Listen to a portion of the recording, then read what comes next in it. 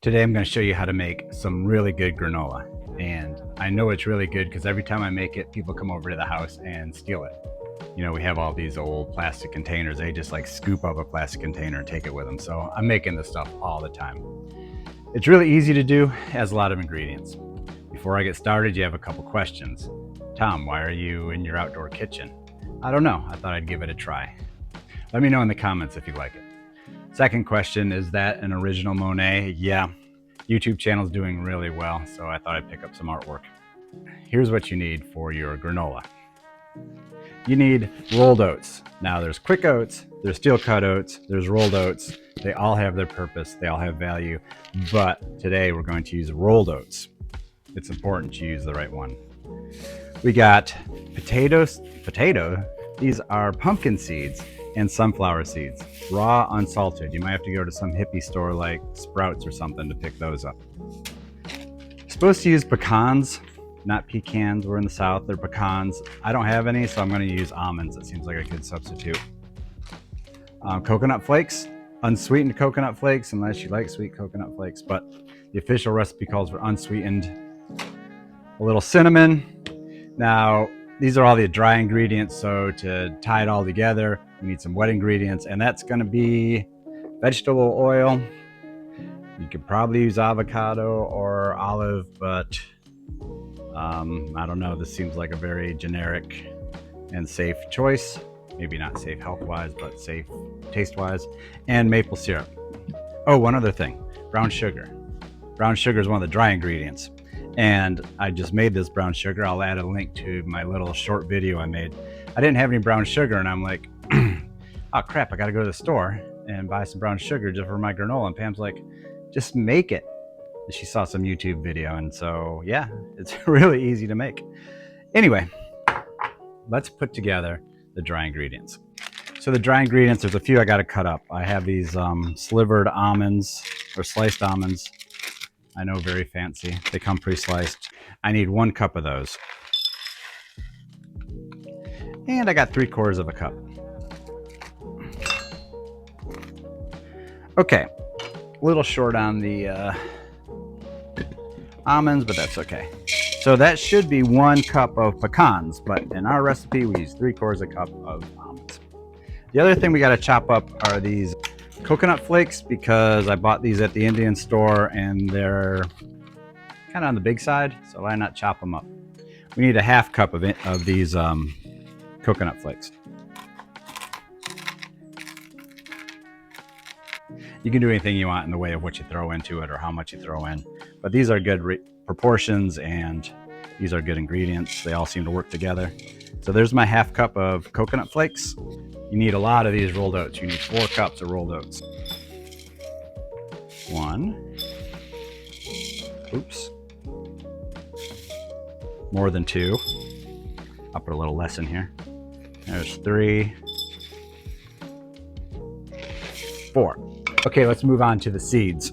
We have a 1/4 cup of raw, unsalted sunflower seeds, and a 1/4 cup of raw, unsalted pumpkin seeds. We also need 1/4 cup of brown sugar. Be sure to watch my video on how to make brown sugar. In fact, watch it and then like and then subscribe. And then I can buy more artwork. We need a 1/2 teaspoon of cinnamon. Normally I just eyeball it, but sometimes I overdo it. So there's 1/2 teaspoon. Like I said, if you like cinnamon, put some more cinnamon in. If you don't like cinnamon, leave it out. It's up to you. Mix all this together, break up that brown sugar a little bit. You can't see it, but as you can imagine, it's just a big bowl of mixed up stuff. Now for the wet ingredients, it's really simple. A 1/4 cup of vegetable oil and a 1/4 cup of maple syrup. Okay, you're like, why, Tom? Why do you have such a large glass bowl for such a small amount of wet things? That's all I got. I blew all my money on the Monet last time I was in Paris.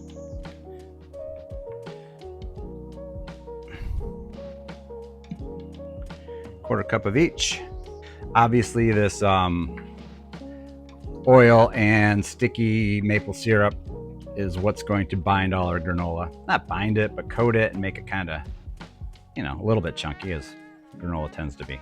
Yep, so just pour this in, make sure to get all of it, and then just stir it around. Yeah, so we're just mixing this around and making sure that the oats and whatever bric-a-brac is in there is coated. So you're like, is that it? No, we have to bake it. So let's go inside and put it in the oven. Okay, we're gonna bake this at 320, which I know is a weird number. And we're gonna bake it for about 30 minutes. In all my eagerness, I forgot to add half a teaspoon of salt. So I'll add that to this now. Make sure that's incorporated so nobody gets a big mouthful of salt. And now you want to put it on a lined pan, and you want to put it in a thin layer, as thin as possible. And you might say to yourself, wow, that's a lot of granola. But believe me, once your friends get a taste of this, they're going to come by your house and they're going to take it. They're going to say, hey, is that granola? Can I have some? And then they're going to clean you out. So my advice to you is to load up on rolled oats, because you're going to go through a lot of them. So like I said, we're going to cook this for 30 minutes. And if you're really professional, about halfway through, you take it out and stir it all up so all the sides get cooked. But if you're lazy, you don't really have to do that.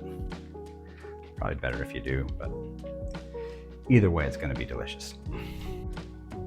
All right, 320 degrees.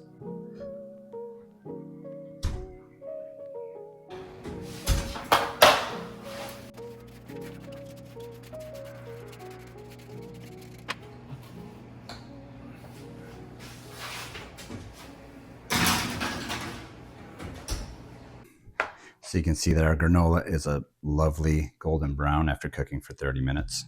So we're gonna let this cool down for just a minute. So let's put the granola in the bowl, and then I'll show you how to take it over the top.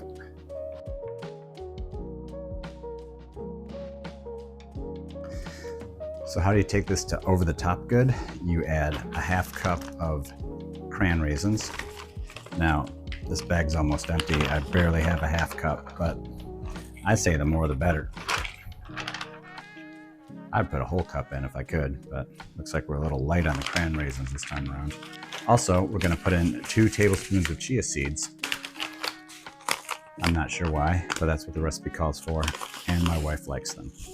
Stir it up one more time, and you're ready to mix it in with yogurt, or put it on your ice cream, or I don't know, whatever people do with granola. I have a friend who makes yogurt, and contrary to what that says, this is actually some homemade yogurt. It's actually Greek yogurt, and I love some of her homemade Greek yogurt with a bunch of our granola on top.